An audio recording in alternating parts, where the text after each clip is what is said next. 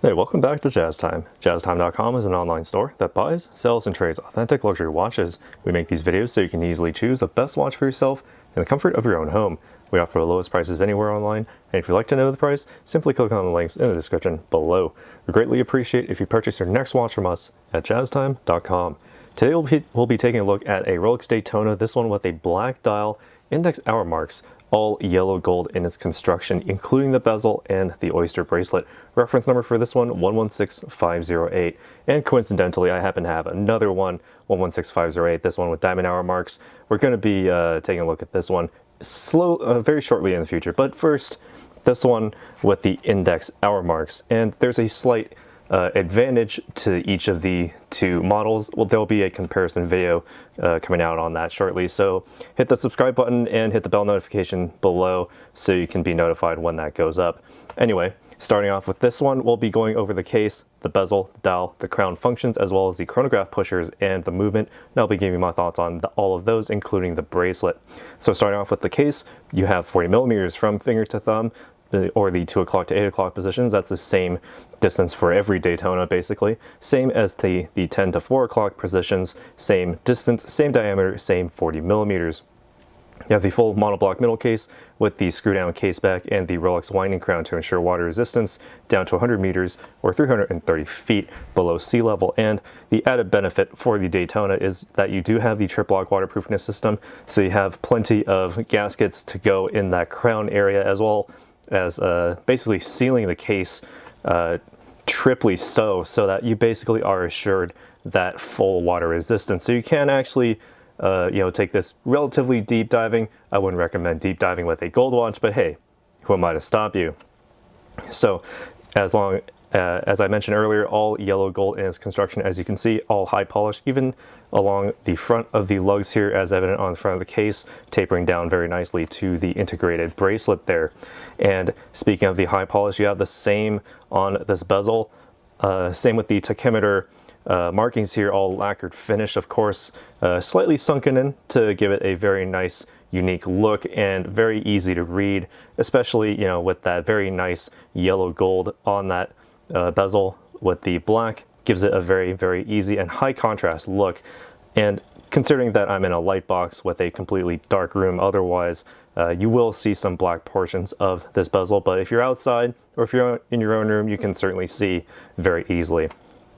And speaking of seeing very easily, you have this black index dial, very easy to see even in low light situations. So if I turn out the lights here, you can actually see the chromolite feature painted onto those 18 karat yellow gold markings for the index hour marks. Same with the hour and minute hands, same chromolite feature on that display there, so you can actually read this in low light situations. Also, my camera is freaking out because it doesn't know how to focus. All right, so there you go. Very easy to read in low light situations, at least when it comes to the time. All right, so let's turn on the lights. Let's take a look at what else is on the dial. We have a small seconds counter at the 6 o'clock position. 3 o'clock we have a 30-minute counter for the chronograph, 12 hours at the 9 o'clock for also the chronograph, all with their own respective tiny hands to tell you what is going on with the chronograph. So basically the crown functions here, basically rather basic. So at the base position, this allows you to wind the watch. So about 20 to 30 full winds will get you to the full power reserve if you're at a dead stop. And if you're at a dead stop, you'll know that the seconds hand has in fact stopped. Also, if you pull the crown out to the final position, you can actually stop that seconds hand yourself, so you can then set the time precisely wherever the minute hand needs to go based on the position of that seconds hand, and by extension as well the hour hand. Skeletonized, so you can actually read the subdials more efficiently, more easily. Or actually, they appear to be skeletonized, but they may not be. It's hard for me to tell on my monitoring, and it's very hard to see without a loupe. But anyway, you can set the time rather precisely thanks to the minute track at the edge of the dial there. And once you have it synchronized up to an atomic clock, press the crown back in to start up that seconds hand once more, and simply screw the crown back tightly against the case to ensure that superior water resistance. You also have these chronograph pushers where they require an unscrewing first to loosen them. And once you do so, you can just simply press the top pusher at the 2 o'clock position to start that center mounted chronograph hand, and once it sweeps past the 12 o'clock position, you will then see the minute hand for the 30-minute marker at the 3 o'clock actually tick up, so we can sit and wait and watch for that. When you no longer need the chronograph, you can actually stop it. There we go, ticks up. You can stop it if you no longer need it, and just simply press the bottom button to reset the chronograph hand as well as all the chronograph dials on the face here to reset it at the bottom position. All right, so, and when you no longer need these chronograph pushers, be sure to wind them and tighten them back against the case to ensure that water resistance. And when you're no longer needing them, or if you happen to go underwater, keep them screwed in. Keep that in mind. All right, so let me zoom out here and let's talk about the movement. What makes all of this work? It is the 4130 made in-house by Rolex. You can't see it through the case back, but you do have that solid gold as part of the value of this watch, the inherent value of this watch. You have the plus or minus 2 second per day time differential after casing, giving you the superlative chronometer certification as printed on this and every Rolex dial. You have the center hour, minute, and seconds hands with the small seconds hand at the 6 o'clock. The chronograph hand is basically your own controllable seconds hand, accurate to within 1/8 of a second, with a 30-minute counter at the 3 o'clock position, 12-hour counter at the 9 o'clock position, and as I demonstrated earlier, you also have the stop seconds for precise time setting based on how you move the crown. You also have a paramagnetic blue parachrome hairspring, allowing you to basically get relatively close to magnets and circuitry, anything with a magnetic field, and it won't have any effect on the movement.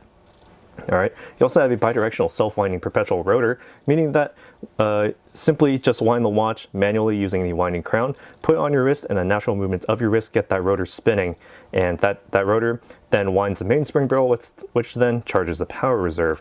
For this watch, about 72 hours. That's literally 3 whole days, so you can set this down on a Friday evening, pick it back up Monday morning the following week. No need to wind the watch. Just simply wear it all day Monday, or just wind it yourself manually using the winding crown as I showed earlier, and you're good to go. All right. Now, looking while I'm zoomed out here, you can see that we do have the Oyster Bracelet, basically the only bracelet available for the Daytona. You have the flat 3-piece links across, center links being the intermediate links, all in high polish, while the outer links are in a satin brush finish, all high polish along their sides, and there's a gentle taper down to the Oyster folding safety lock here, or the Oyster lock safety clasp rather, with the crown. Just simply lift underneath the crown to unhook and open the safety, and then simply lift from the top to unhook the clasp itself. You have the full Rolex stand logo on the inside and a full gold construction, complete with the hallmarks, same as what you would find underneath the lugs. You'll need to take a loop to actually see all the tiny details there. But the added benefit of the Oyster bracelet here is that you do have the Oyster, the Easy Link 5mm extension. So if you have your watch like sized perfectly to your wrist, nice and snug, you'll basically feel when your wrist happens to swell throughout the day based on your hydration levels and the environment around you. So when it starts feeling a little tight, just simply reach under here, pull it straight out. There you go, another half Oyster link or 5mm, so you can continue to wear your watch unimpeded without it basically turning into a tourniquet. When you no longer need it, just simply fold it back in on itself, press it back into the clasp, and you're good to go. And while I'm here, I can try it on and give you my thoughts as to how it wears on my wrist, 7 inches in circumference. All right. So with full links, it's rather large for me, but taking a zoom out here, it is kind of on the bigger side just for me because, well, 7 inches wrist size makes this kind of a big watch, but that's what you're getting when you're getting a Daytona. You're basically getting the highest end model from Rolex to date, the highest level of the sports watch. This one, if you want to get a gold watch, fully gold watch, but a still sort of entry-level Daytona, this fills that specific niche because the index hour marks, even though they're not diamonds as you would find, on other models, they do provide the functionality and everything you need from a Daytona regardless, and it just looks plain good even with the lights out as I showed earlier.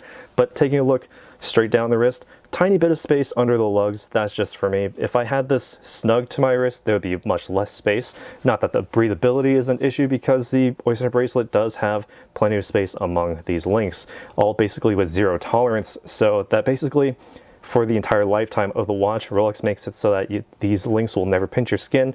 They'll never remove hairs unceremoniously from your wrist. It'll always feel very comfortable, even better than how it looks on the outside. And it looks very good anyway.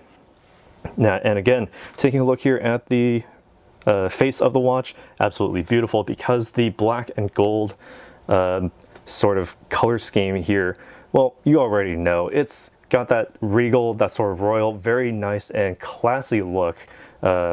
Just absolutely luxurious in its look, and it feels excellent on the wrist.